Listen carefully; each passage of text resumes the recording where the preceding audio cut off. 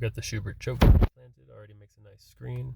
Moved all these huge boulders from the end of the driveway. Got the huge spruce tree planted, already practically covers the entire dumpster enclosure from the deck. Went mainly from the sliding glass door and hot tub views, so anybody walking up with their trash or whatever. Cleaned up both sides of the driveway, which made a lot more dirt than I was expecting, because we cut out that steep embankment by grading it all back and up. So now you have the option to have kind of like I'm going to call it a striated berm in between all of these already planted spruce trees. They might want to end up planting another spruce tree there to cover their hot tub view, but the guys did an excellent job scraping out a good few inches below the level of the asphalt so we can cover that with compost. Cleaned up where we took out boulders and even took out these stakes that almost pulled over the mini excavator trying to pull them out.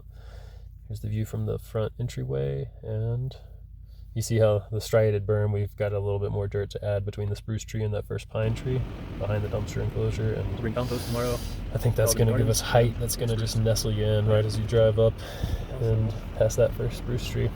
Be in your own little forest and gardens back there as we also got to fix a little bit of drip irrigation. Definitely more just walking space along the driveway.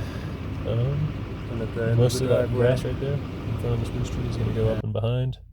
And check out the berm as you drive away to get an idea of what I'm talking about.